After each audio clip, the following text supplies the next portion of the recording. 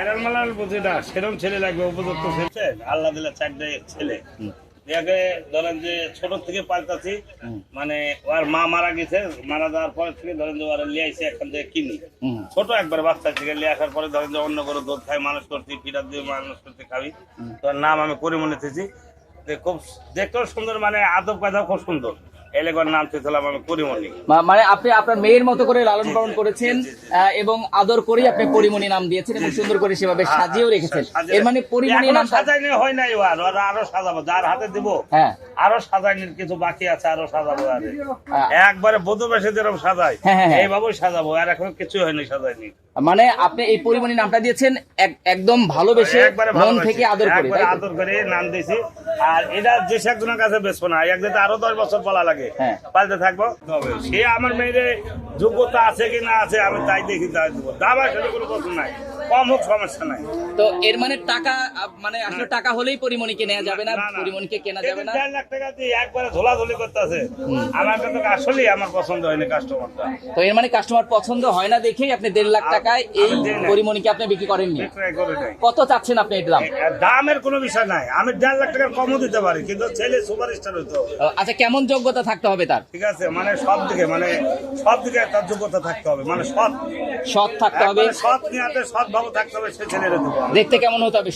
সুন্দরের দরকার নাই, আমার মতো কালা হলেও চলবে, কিন্তু ভিতর ভালো হইতে হবে, তো কিছু ভালো হইতে হবে। তো এই জন্য কি কোনো পরীক্ষা নেবেন আপনি? যে অবশ্যই পরীক্ষা নিব, না হলে তো দিব না। কি ধরনের পরীক্ষা নেবেন? তার বাসায় যাবো, দেখবো তারা কি ধরনের মানুষ, কি ভালো কি মন্দ, তারপরে দেবো। আচ্ছা, এই যে গরুর প্রতি ভালোবাসা তৈরি হয়েছে আপনার, এটা আসলে কেন তৈরি হয়েছে, বা আপনি আর কতদিন ধরে আছেন গরুর সাথে? এটা আমি গরুর সাথে 35 বছর ধরে আছি, আমি ব্যবসা করি 35 বছর, গরু বাছুরও পালি কিন্তু 35 বছর। আমি গরু বাছুর প্রত্যেক বছরই পালি, না পালার কিছু না, কিন্তু মানে গরুর ভিতরে যে এমন একটা ভালোবাসা আপনাকে বোঝাইতে পারবো না, যারা পালে তারা বুঝে, কথা বলছেন। আমার গরুর ভেতর অনেক, আমি যেটা যাই আমার গরুর কাছে আসলে আমার জীবন শান্তি, তাছাড়া আমার শান্তি নাই। অবশ্যই এটা ধরেন যে আমরা ওজন হিসাবে বেশি, এটার যে ওজনটা আছে সেই হিসাবে দাম, আমরা তো সারা বছর কষার কাছে বেশি। আমরা এটা ধরেন যে 4.5 মণ গোছ আছে, 1 কেজিও কম নাই। 4.5 মণ গোছ এমনি হলো 45, 46, 48 বিক্রি, এমনি বিক্রি কষার কাছে আমরা বেশি। আচ্ছা, আমরা তো আর বেশি দামে বেচবো না, এটা ওই হিসাবেই বেচবো আমরা।